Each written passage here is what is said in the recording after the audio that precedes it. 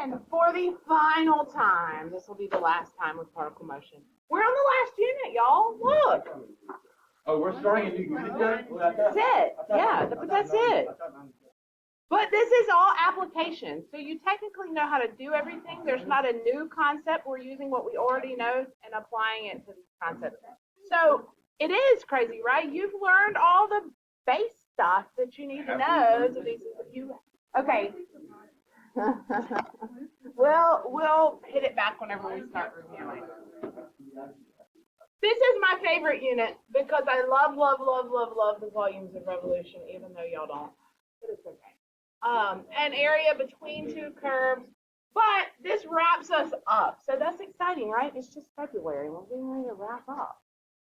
That's awesome. Give yourself a pat on the back. We're almost there. Okay, I made you a cheat sheet. No.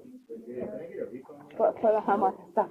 Because it starts getting, your brain starts just with all this particle motion and backwards and forwards. You know how you start getting derivatives, antiderivative, what am I going to do, this, that, and that. So everything starts getting jumbled up. So this is a quick guide for any and everything to do with particle motion involving integrals, derivatives, and everything of this sort. So a couple of key things here that we haven't really done a whole lot of, probably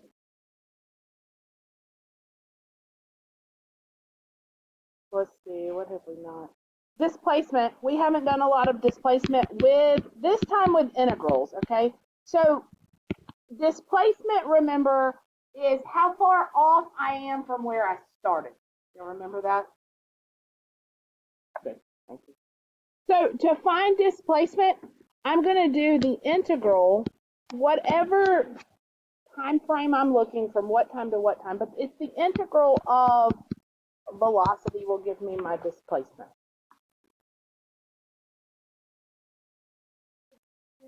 Yes. Now if I do the integral of velocity, I'm really looking at what? Position, right? Now this is different. This is different than my total distance traveled, okay? Because this takes, remember, integrals take negatives into account, right? So I might go forwards, that's above the curve. I might go backwards, that's below, not the curve, but below the axis, right? So, because remember my ruler, my bug can move forwards or backwards. He can move negative and positive.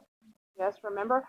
So this accounts for that. So my displacement is positive and negative. If I want the total amount that he's traveled, and this is new and this is big, total distance traveled. Any ideas what I'm going to do? You do. So how could I do that easily? What takes anything negative and makes it positive? Absolute value. All I need to do is the absolute value of velocity over that interval, and I will have my total distance traveled.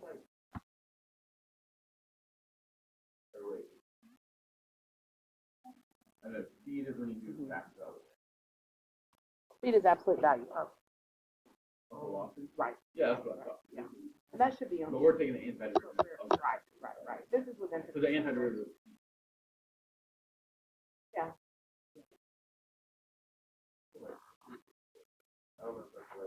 On the test yesterday? I don't think so. I think you just had that one long division. No. You had to complete the square on one of them? Yeah. Oh, it was Those are so.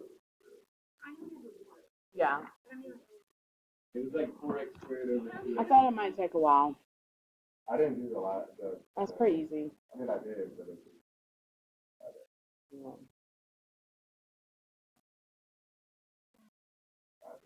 Yeah. I haven't looked at them, so I can't tell you. I'm sorry.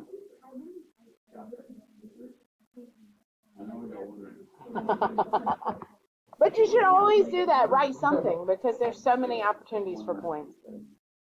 Madison, I love it when you do that.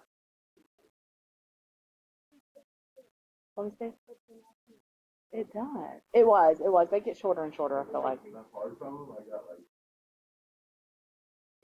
That one, y'all made that so much harder than what it was. Yeah.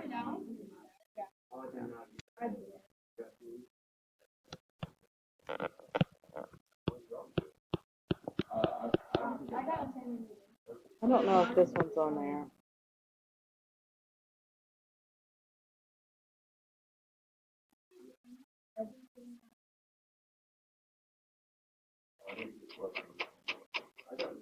This one is towards the bottom. Okay, so if I want final position, now think about this. If I want final position, how could I possibly find that?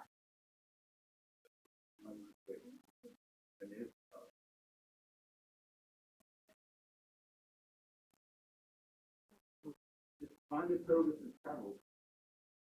See how far away you are. But that's not Wait, the distance away from the point. displacement, which is the distance away from the point. Okay, so if I do displacement, but will that tell me my final position? No, it'll tell you how far. I have to add my initial position. That's key. So y'all saw this yesterday and I had to tell you what it was. I didn't realize that we hadn't really stressed it. Anything with a sub-zero, that means initial. So S is my position. So the sub-zero, this is initial position. Right? So if I take where I started and to that I add my displacement, which is how far away I am from where I started, it'll tell me where I ended up. Does that make sense? These are going to be three really, really key parts to doing these in a second. Just to run through a few things on your orange sheet. You've got position, velocity, acceleration. Initially means when time equals 0. At the origin means when your position is 0. And they use x of t and s of t interchangeably on here, so I understand what that means. At rest, y'all should know that. That means when what? Velocity is 0. Remember this, he's resting. He might be changing directions, but he might just be resting. But I know if velocity is 0, he's resting. Average velocity, and this is important because there's two different ways you can find it. We don't do that first one anymore. That's the way we did it before we knew how to do integrals. But now when we find the average value of a function, well, if I want the average velocity, it's 1 over b minus a times the integral from a to b of that velocity. This is now average velocity. Now, I could find the velocity at each point, add them together, and divide by it. But I don't have to do that anymore. Now, I can just do average velocity this way, and that'll come up a lot also. Average acceleration, same thing, just change this to acceleration instead. Remember when we did average value of a function, and we have to... Yeah. If velocity is positive, what's happening? Tell me in terms of the particle. Fall up or right? If velocity is negative, down or left, depending on which way I'm going. If the acceleration of the particle is positive, what's happening to velocity?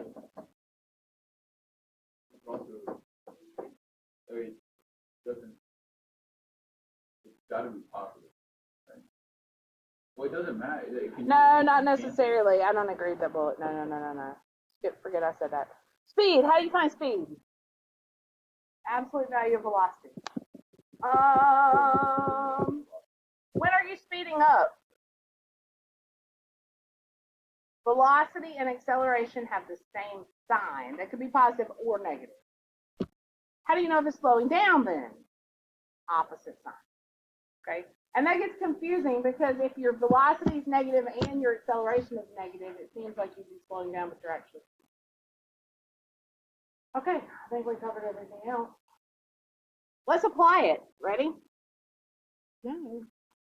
I think I will do them from your homework instead of.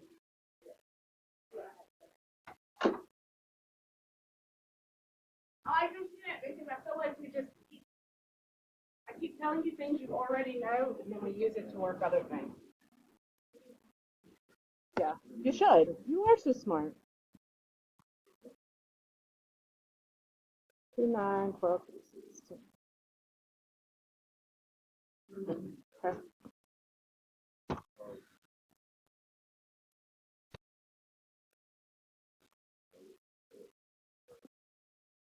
Let's do 5. Because I know y'all are going to love this one.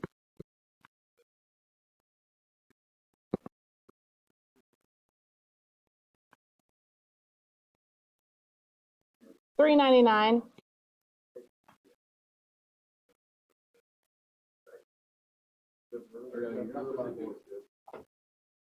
All right, we got 3 things to do for this one, and actually a little more than 3. So we'll just start with part A. When is the particle moving to the right? When is it moving to the left? And when is it stopped? So I need, exactly. So how am I going to do that?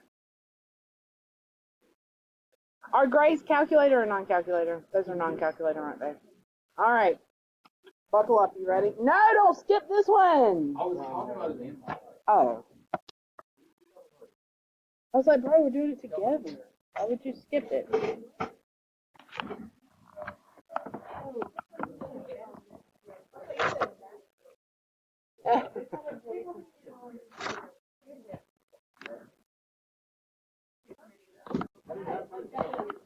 All right, so I always think about this in terms of a sign analysis. I do everything with sign analysis because it helps me. I'm a visual learner. I like to see things, and this helps me see it and bring it all together. And then I can always remember, because I always remember derivative goes on the bottom, antiderivative above it, right? So velocity tells me what the position is doing. So if I want to know right, left, and when it stopped, well, I know, first off, I know it stopped when velocity is 0, and I know a possible sign change happens every time velocity is 0. Do you agree? So I need to find when velocity is 0, but I don't have a calculator. Okay, so they gave me velocity. I don't have to find a derivative. I've got velocity. So what I'm going to do is set it equal to 0. And we're going to go back to those Algebra 2 skills and say, if I have 2 things multiplied together to give me 0, one of them has to be 0. In fact, either of those things equaling 0 would cause my equation to equal 0. So I could have solutions from sine squared equaling 0 or cosine. Agree or disagree?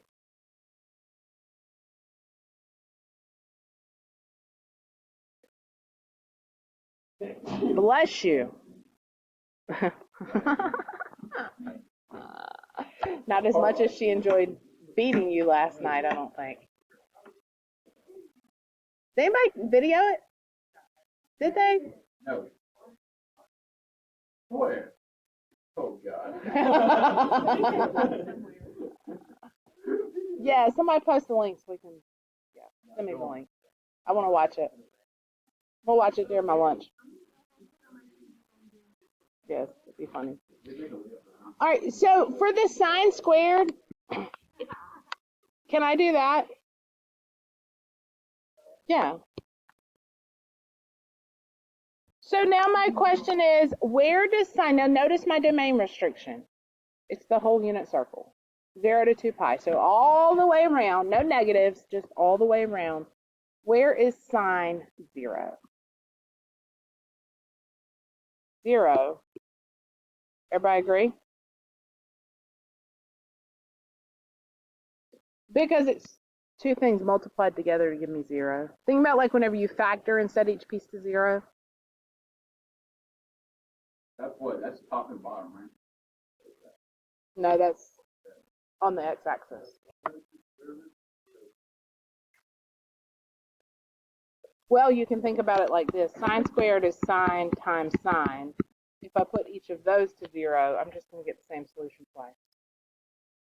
Same way I'm putting both of these to 0.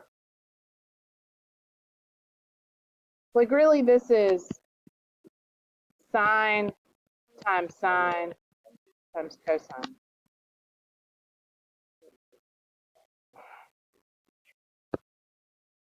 Okay. Where is cosine 0?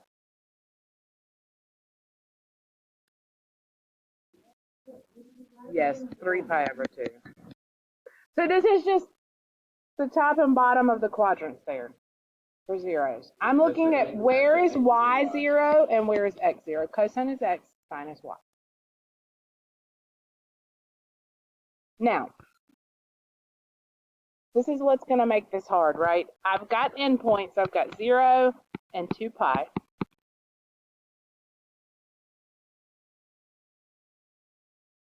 I need pi over 2, pi, and 3 pi over 2. So I've already answered the first question that was asked, where is it stopped?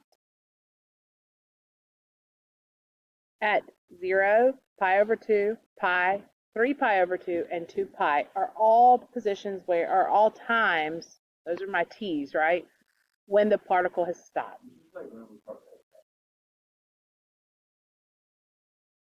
When velocity would cross the x-axis, yes. All right, everybody okay? Maybe I should come here and say stopped when t equals 0, pi over 2, pi, 3 pi over 2.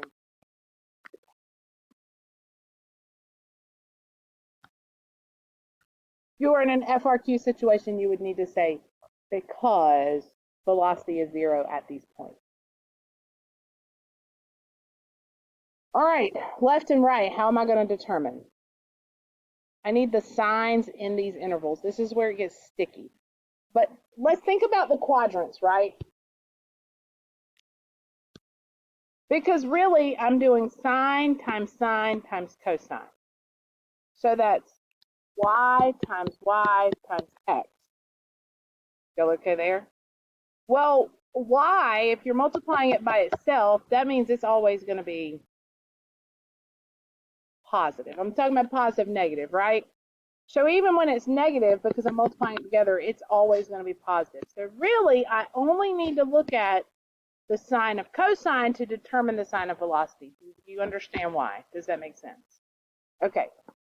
So quadrant 1, what is the sign of cosine? Cosine's my x. Here, is cosine positive or negative? Positive. What about here? Cosine? Cosine's x. Oh, it is negative. So yeah. I'm confusing myself. How about here? Negative. How about here? Positive, right? Why is this important? Well, because this is pi over 2. This is pi. This is 3 pi over 2. This is 2 pi, right? So from 0 to pi over 2, positive. From pi over 2 to pi, negative. From pi to 3 pi over 2, negative. And from 3 pi over 2 to 2 pi, positive. Do you see why I didn't have to worry about the sign there? Everybody understand? I do not know. Well, that just means we need to practice with it more.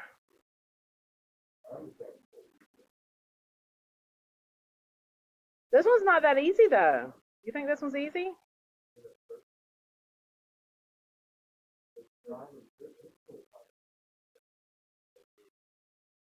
I'm not going to say always, and I'm not going to say for sure, but most of the time, the bulk of your points on FRQ are going to come from, that's not ruling out the harder ones in multiple choice, but most of the time, this would be a typical FRQ type equation, in my opinion. And using those main points. So what would you have done? Well, when is it moving right, left, and stopped? That's just part A. So what do we define? We just found. Okay, so how do we know? What do we know? We know when it stopped. Now we know it's moving to the right. Well, it's moving to the right when from 0. That's exactly right.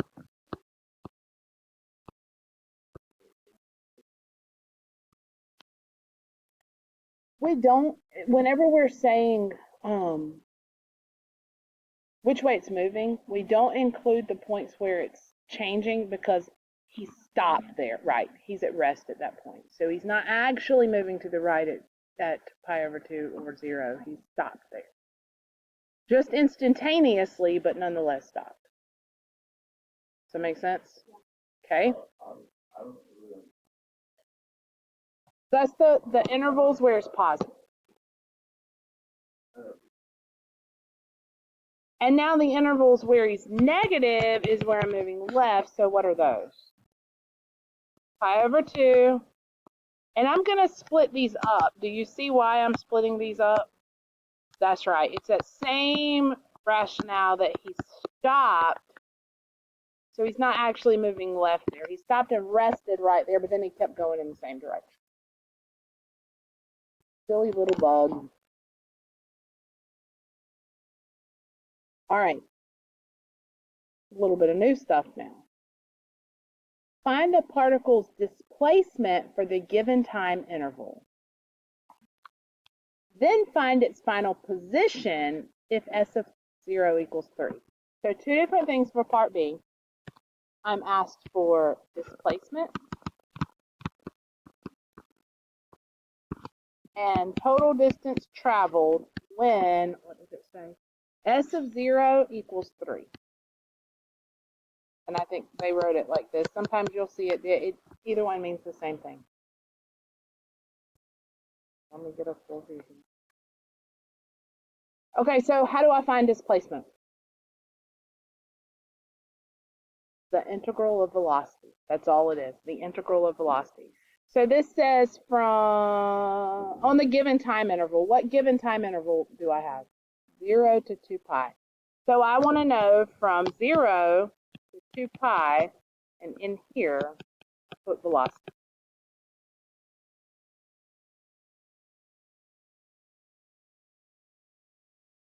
Total, like yes. I'll just say yes. I don't really. This means initial position. Yeah. That means where he started. Okay, we'll get to total distance traveled in a minute. Let's do displacement first. All right, so from 0 to 2 pi, and I am going to plug in, what's my equation? I lost it. 5 sine squared cosine. This is what we've been doing. Nothing new here, right? I see a little U sub. Okay.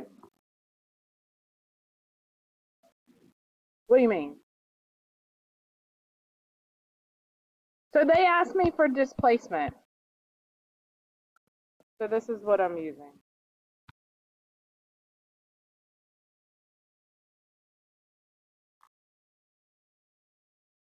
What do you want U to be?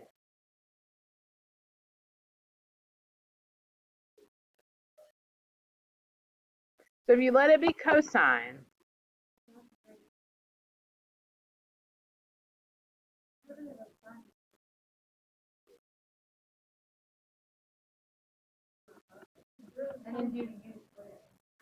yes.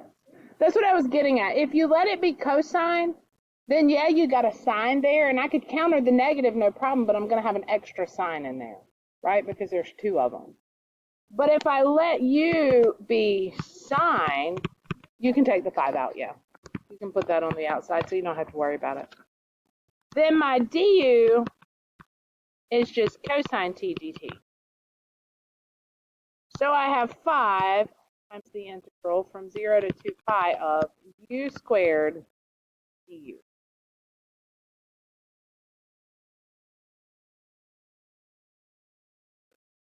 That does work nice.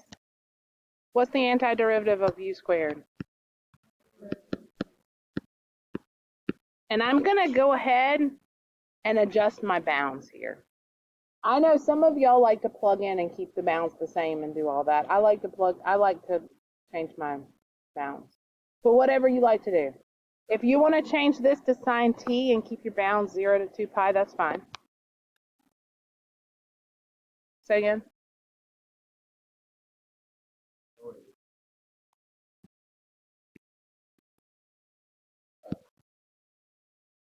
The sine of 0 is 0.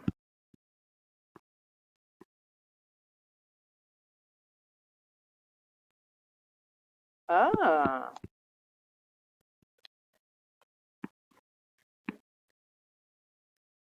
That's exactly right. Which makes sense, right? And I'll show you why in just a second. Because these are the same, I don't even have to do anything else with it. I say 0. When you plug the bounds in, you're not. I could have also done this as 5 times 1/3 and replaced the sign. But what equation did you plug in? The u equation. I'll go back to that u equation.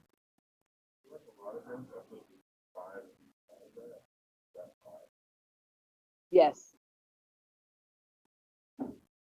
Does this make sense? If displacement is where I end back up, and I have the same amount of positive area as I do negative area, I went to the left, I don't know, 5 yards, and then I moved back to the right 5 yards or vice versa. Does that make sense why I could have a 0 displacement? Especially if I'm talking about sine and cosine curves, right? As long as I just hit the curves just right. So that's why that's 0. So don't ever think you're wrong because you get a 0 or a 1 or something like that. Okay, total distance traveled is a little bit harder, right? Yes.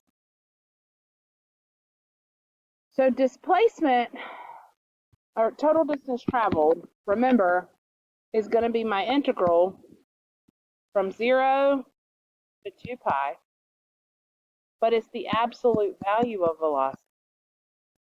And to it, I have to add my initial position, which is 3.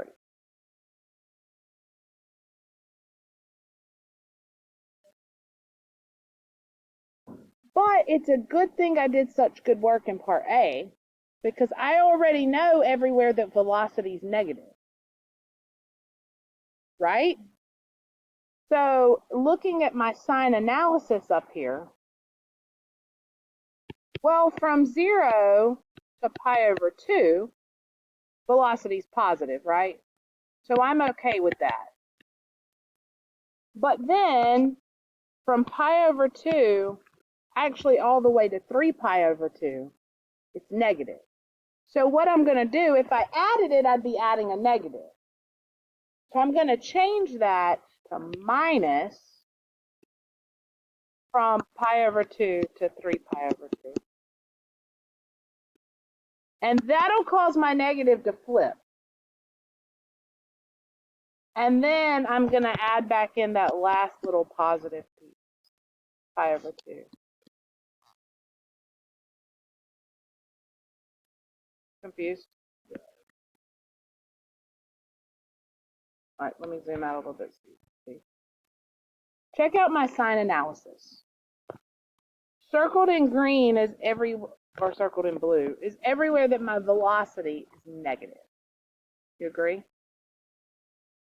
Instead of adding this piece, and this piece together, this is negative, I'd be adding a negative in there.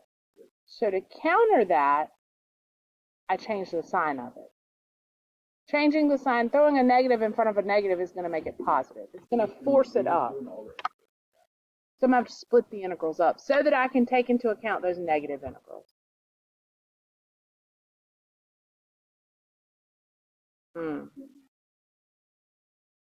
Yeah.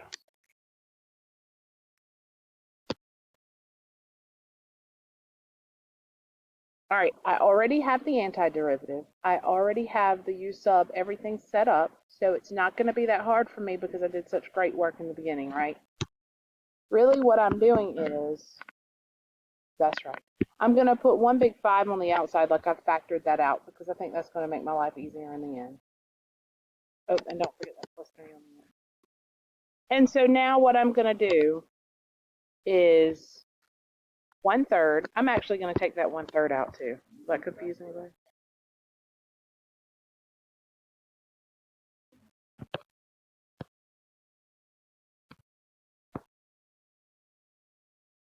So I just factored out the 5 and the 1/3 all at one time. So I don't have to worry about that for every single integral. If you want to worry about it for every single integral, that's fine. Still, you look like you're fixing to fall asleep.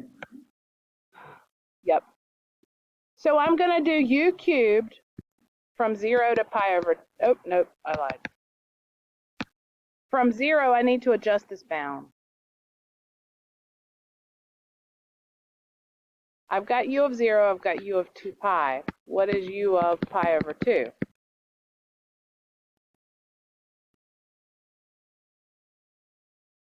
Minus u cubed from 1 to, what's the sign of 3 pi over 2? -1 plus u cubed. I promise you they're not all this long. This is a tough one. That's why I picked this one today. -1 up to, and I have the other bound, it's 0.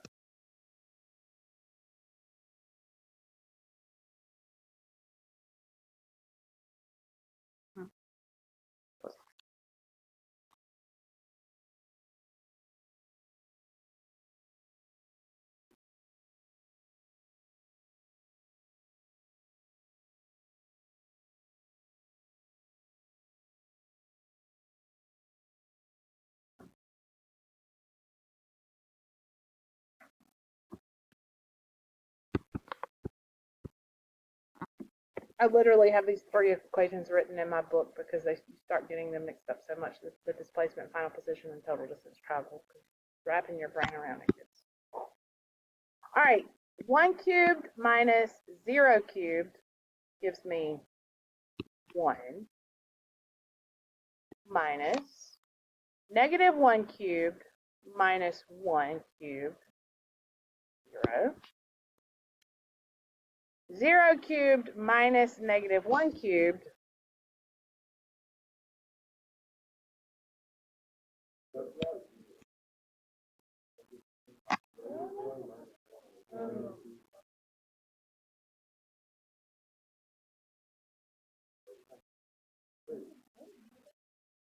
bro did not go far. Yeah, he did not travel very much. Okay.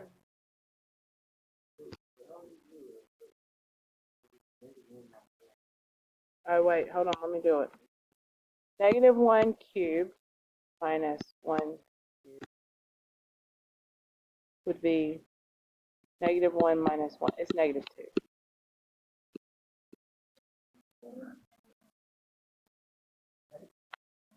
Minus -2, right.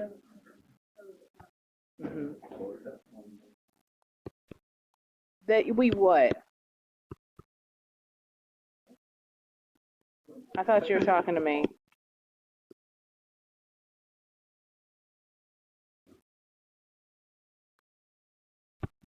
(20/3 plus 3). Bro still didn't go far. 29/3.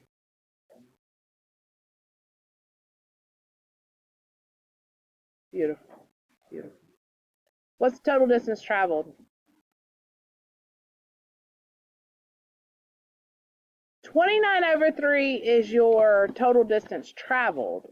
What's your, oh, that's what I just asked you. What's your final position? That's what I meant. Oh, yeah, I did do that. Is it 0? 0 is the displacement. It's 3 because I have to add back in. I don't add this back in here, y'all.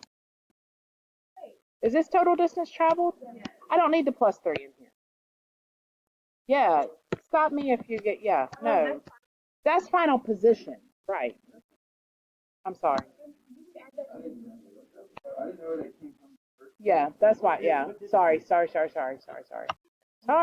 That's your initial position is 3. Your initial position is 3. So if you think about it, that has nothing to do with how far you've gone. That's just where you started. That has to do with your final position. Your final position, if you take your displacement, right?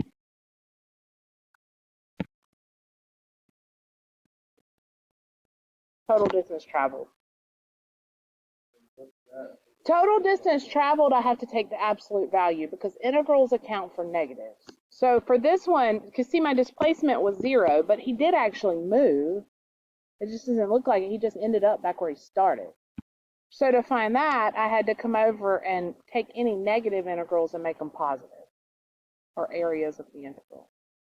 Final position is the easiest because final position is just the displacement, which is where I ended up, or how far away I am from my starting point, plus where I started. So I had 0 displacement plus 3, which is my starting point. And so my final position is 3, and that makes sense because I'm back where I started, right? Okay, this is tough, and I know that this is tough. What? That's what we found over here. Where did the 3? Why is the 3? That's your. What? It's the initial position, but how is that? How is it? Mm-hmm. Find the particle's displacement for the given time. It did move, so it's 0.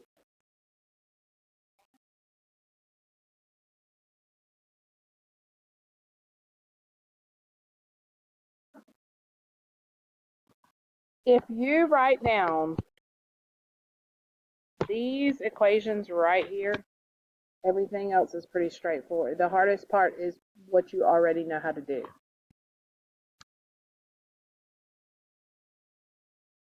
Average velocity.